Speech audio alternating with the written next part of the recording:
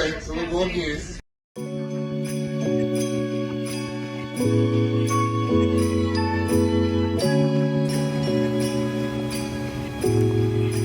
Too deep in the south, that's what it is.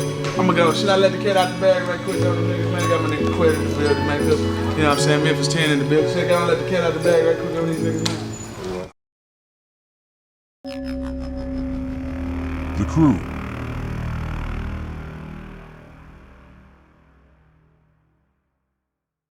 The crew's name is not important and we will leave it at that. The Crew, they will only be talked about for the context of what Govan did. In the previous episode, we briefly mentioned them and some of their members' associates such as Lambert McDaniels. There is even one Memphis mob member in there.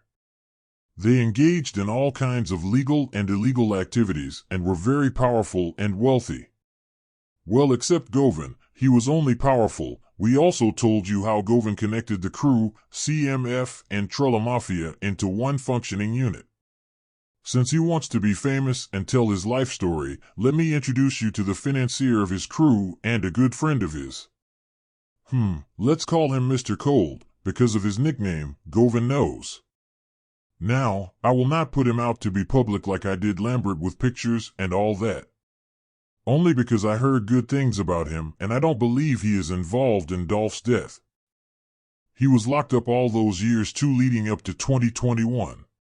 What's crucial is that he does not want to be part of Govan's mess anymore, so this clout chasing you are doing Govan will only get him more upset with you. Mr. Cold is the one who is playing chess with Gotti on the other side of the table, so I will keep respectful and cheer for him. What Govan does not want you to know is that Mr. Cold introduced two very powerful people to each other.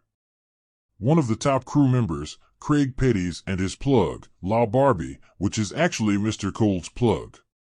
Yeah, I was shocked too about this missing piece in Craig Petty's story.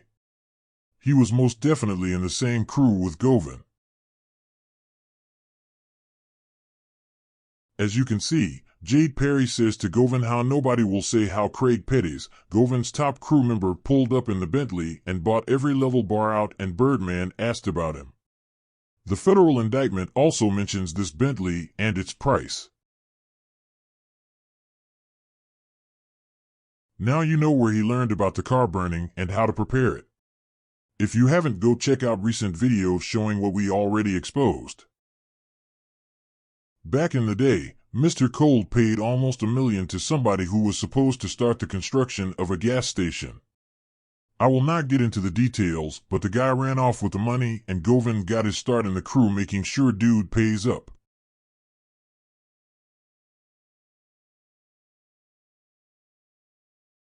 Govan always had a different spirit and way of thinking than the rest of the crew members. He doesn't even dress anything like them.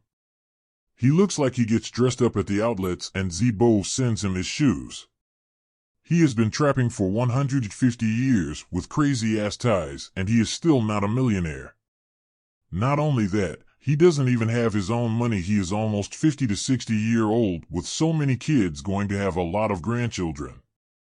How will you take care of them after all your betrayal? You only got other men's money who help you for good old times, but you don't have your own. That's why he is still stuck in the same place that broke and negative for a very long time already.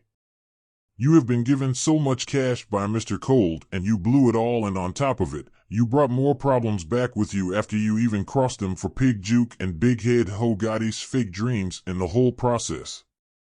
If you are the real boss or a real hustler, you would have been a little wiser and been rich a long time ago, living somewhere tropical without even having to worry about Dolph and taking murder for hires with other broke junkies like yourself.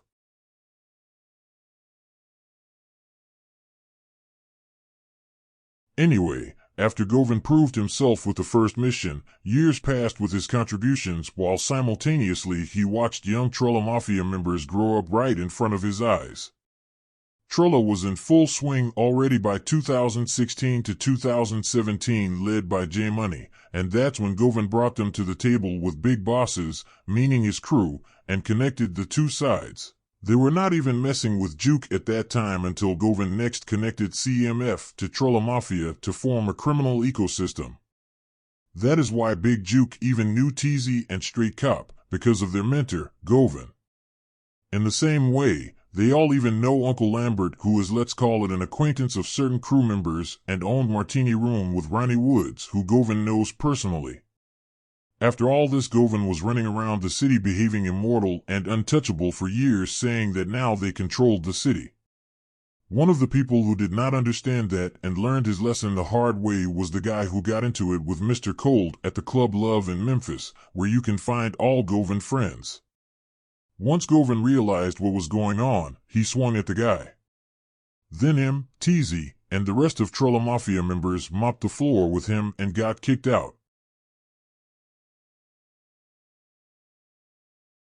Govan continued his craziness in the streets and making things hot until Mr. Cold was arrested around 2018 to 2019. He received around 4 to 5 years in prison. This stopped the regular flow of money because it messed up their operation. Mr. Cold has some serious paper stacked waiting for him outside, so he gambles a significant amount of money every month while locked up. He usually does it through Govan. As Straight Cop time was almost up to get released in the last week of May 2021, Govan came to Mr. Cold with an investment idea. It was pertaining to Straight Cop, his artist, to sign under the label that Mr. Cold was already funding. He liked the idea and gave him money for it instead of gambling. As soon as Straight Cop got released, Govan paid for Big 30 and Big Homie G Verse, paid for studio time at 4U Recording Studios, gave him money for clothes and a Miami trip, and started building Straight Cop up again from where he left off the last time before Straight Cop got locked up in 2019. Govan had already used Mr. Cold's money for the videos shot in 2018 and 2017. This time he hired his other homeboy Link Vision Films to capture everything starting from Teezy's birthday party at Gotti's family restaurant to Justin Johnson's latest music videos, other Trullamafia members' videos, and Govan homeboys' birthday parties. And of course, the movie to get Govan and his circle, not the crew, his circle famous from the Dolph's tragedy, which we will cover in the details in the upcoming episodes, and who is really behind it with Govan. Mr. Cold should have just stuck with gambling instead of listening to Govan's combinations. That's a guaranteed loss dealing with him in any shape or form. Mr. Cold kept giving him money, and at the same time, Govan thought he could double it to keep supporting his own drug and gambling addictions. During that time, he increased both his smoking and betting habits. It was all good until football season ended and he started betting on random sports like tennis, soccer, baseball. You know how gambling addicts are. Going until they lose it all. Bet with quit. Betting on shit he doesn't even know the rules of. He lost a lot of money that Mr. Cold gave him in that period for artist development, art production, and promotion. Right before Govan approached Mr. Cold, Gotti and Bigjook already teamed up with Govan and sold him the CMF dream. A big wolf CMF famous manager who will be able to tell the world his story. Govan immediately started selling the dream to Straight Cop and the people around them.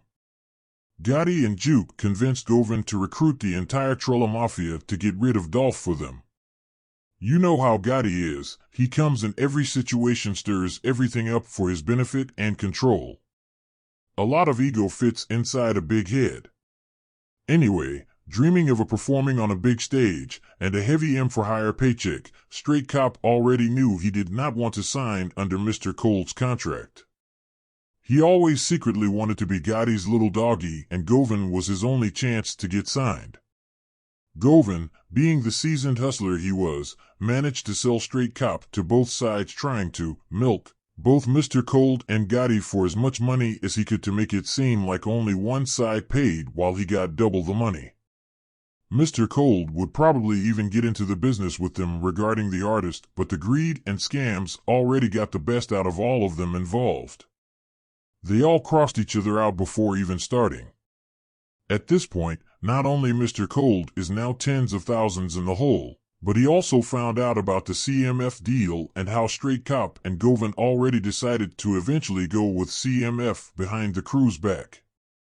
Per usual, Govan thought it would be easy to sell some story to his old friend with a big heart who was willing to help and eventually get away with his scam. Knowing also what was going on, Mr. Wright advised Mr. Cold to stop giving them money because he would never get a return on his investment. He knew how Mario Mims moves in the music industry, but Mr. Cold didn't. This is the first thing that made Govan very upset with Mr. Wright, which led to the recent developments. Anyway, Mr. Cold listened to the good advice and cut the money off, eventually forcing Govan to depend only on the one dream, the one that Juke and Gotti sold him. That was about the same time when Govan started losing money betting, so it made it highly inconvenient for him to rely on the slow income coming next season.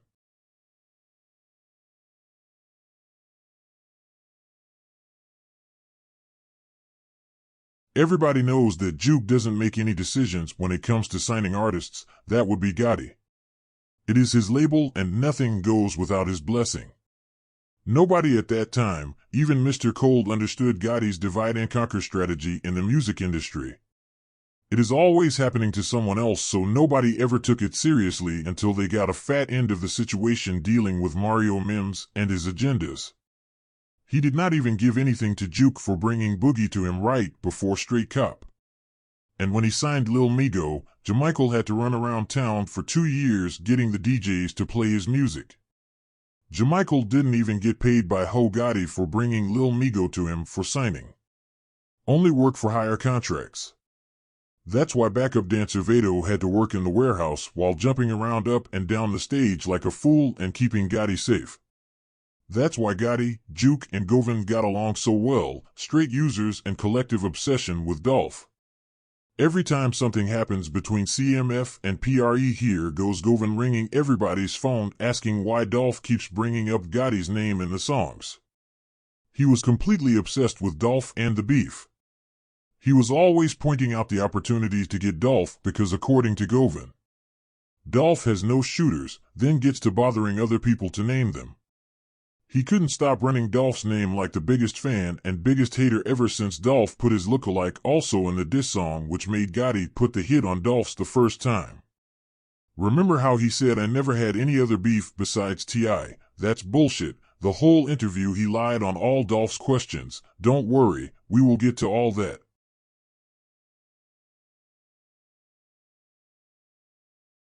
Anyway, since Mr. Cold cut off the money, they had no choice but to try to survive financially with the murder-for-hire contract in addition to a regular artist contract between CMF and Straight Cop. Juke and Gotti started to sense that Govan was running out of cash and took advantage of him, making him wait around for the contract until they took care of Dolph's situation. Govan starts acting like a child again since he is forced to wait on Juke's payment and to the next level with almost no money left, especially after all the gambling losses.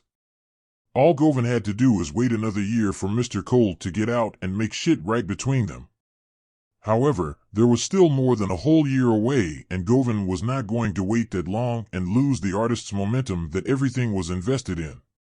Left with no choice but to please Juke for that little bit of money and fame, Govan and Straight Cop had no alternatives but stick with their original plan of selling their soul and body to CMF. They decided to take the biggest bounty, which was on Dolph personally, and leave Teezy and the rest of the Trullamafia to focus on their own enemies, younger PRE members. Why the dream sold by CMF sounded believable is because Big Boogie had just signed through Juke. Govan was convincing Straight Cop he would be even bigger because of his notorious street credibility and reputation. Nobody has seen in Straight Cop what Govan has seen. Same as Moneybag Ho. Why don't you ask him, didn't Govan discover him too? He does not want you to know that either. Once Govan was sold that same dream by Juke of being a manager to a new rap superstar and famous himself, Govan was too anxious and excited to share it with all the people around him to sell it to as well, not knowing Mario Mims crossed them all together about 10 steps before that already. It was Gotti who already had money on Dolph's head for years inside his own CMF circle, now extended to closest allies to CMF, Govan and Trullamafia. They were exhausted from trying to take out Dolph themselves at CMF, nearly lost, and the artist and boss were even brought to questioning one time already about all the shootings. What you have to think about is all the previous attempts of Dolph's life, and Juke was nowhere, not even mentioned. All of a sudden he appears and puts $100,000 out of his own pocket. Stop it.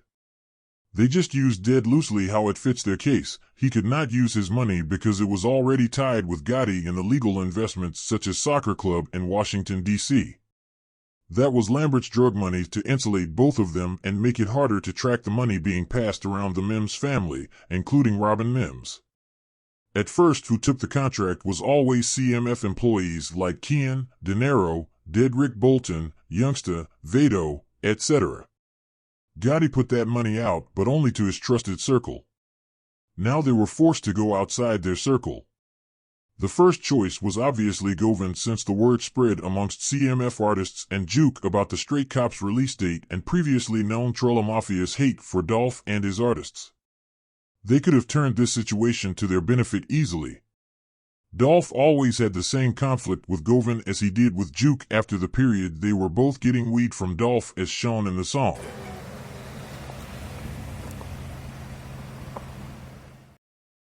The final plot against Dolph and the CMF record deal was brought up during Teezy's birthday party in April 2021, captured by Link Vision Films and photographed by Larry Bland. The plot was worked on simultaneously on both sides under close Govan, Gotti, and Juke's supervision. It did not involve only random individuals Cornball and Straight Cop. The orders came from CMF leadership, meaning Gotti M for hire, passed down to Govan by Juke, who passed it down to little Trullamafia members. That's why they all went to Miami, which we will cover in detail in one of the last episodes of this series. Everyone who hated on Dolph that Govan brainwashed too was in Miami and part of the master plot, including Teezy, Straight Cop, Smith brothers Daryl and D'Angelo, Devin Burns, Rashad Hill Sanders, Shundale Barnett, Leo Barnett, Justin Douglas, Corks Gambino, and more. After taking the assassination contract, Govan not only started to align cloud plays for his artist. He lined up few for himself that we will cover later on. After Govan, Teezy, Juke, and the rest of the Trullamafia members took contract from Juke, it needed to be run down through Lambert for money distribution and Gotti for second green light once they knew who will take which contract. Therefore, a week after, Govan already started slick dissing Dolph and hinting on his next move.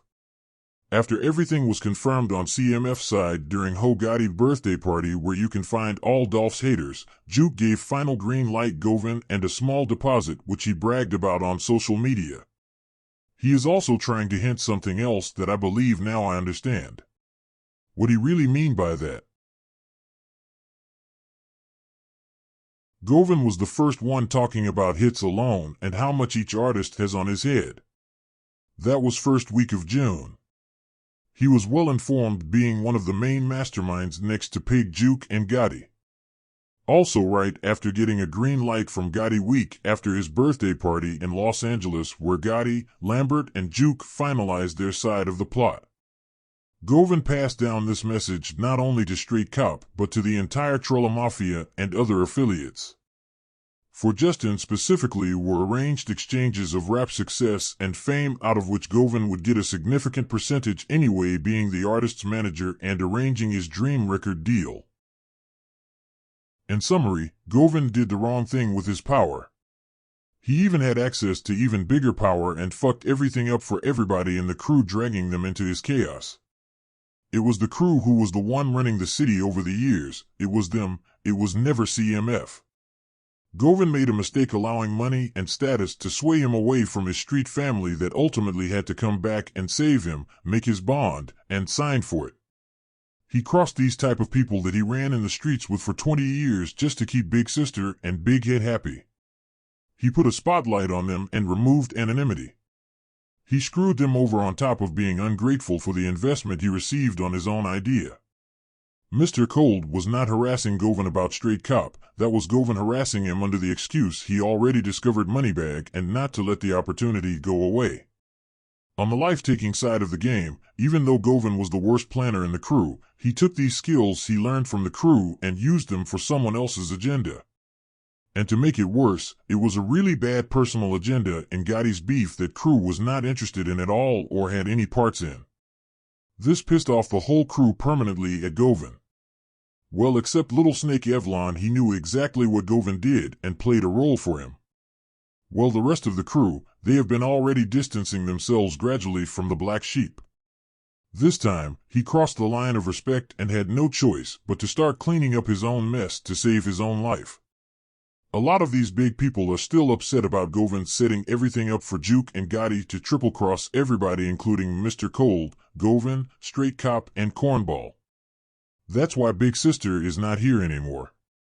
You see, Gotti, where your games led to. That Govan had to make a desperate call to take your brother out because y'all cross him and everybody, and him not wanting to do time. Look how clean it was done. This was done by real planners, real professionals. This wasn't just your average Govan's junkie clientele. The car was properly disposed of again, with Govan running around free outside. He learned the last time not to risk by having a car parked across the street from his house. Since it was so sloppy and badly planned, we all know that is Govan's individual work. Govan knew that if Juke gets indicted it is over for him, so he had to beg for financial help to get Juke out of the way. That was his master idea of how to fix his own mess. His life was on the line, so he was forced to pull a quadruple cross back on Juke and Gotti. Even though Mr. Cold paid for his lawyer and bond, by now he is completely on his own. That's why he was begging for money from Stan and his subs for an interview, and I hope Mr. Cold keeps his ass outside broke and hungry. The same way they already cut off Straight Cop. That is CMF paying for his lawyer and the billboards in New York. Mr. Cold was locked up years before the Dolph's tragedy until about a week after Govan got arrested. His release date was already in the system and did the majority of the time for a few kilos, so he did not snitch on Govan or didn't even need to with the release date coming up. And the crew paid out good for their crimes to keep the fall guys happy and quiet.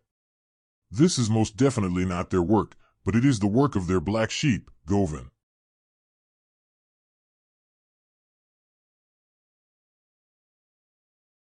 The crew members are in majority good guys. They just ran the drug show with Craig Petty's on a major level. It was golden time of peace and love until the crazy-ass Govan joined. Well, there was an internal conflict late 90s and early 2000s, but that's about it. Everybody changed their life around way before 2021. Everybody except Govan. Even the slithering snake Evlon started putting more money into the legal businesses. We're going to cover him in the 6th chapter and what he did for Govan regarding the Dolph situation. Anyway, the crew are to this day doing Dolph type of positive things for people that need help, providing them with all kinds of opportunities to reach the success.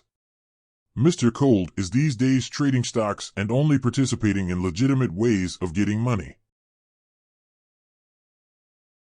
Therefore, I want to take this time and invite Mr. Cold to speak up publicly wherever he feels comfortable about how Govan betrayed the crew for financial gain and Gotti's personal conflicts. Thanks.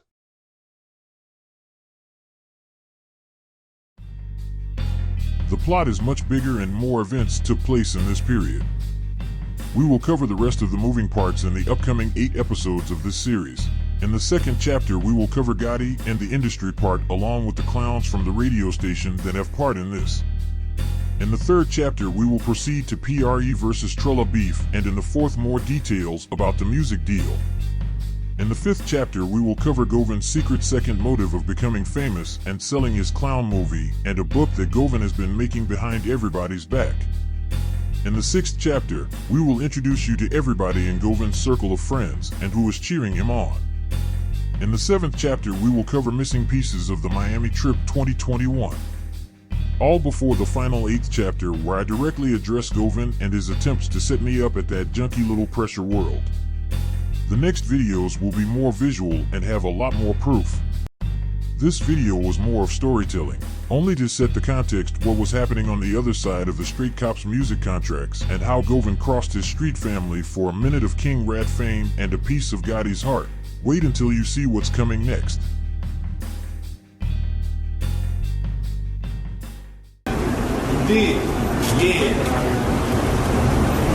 I know they didn't think it was over with.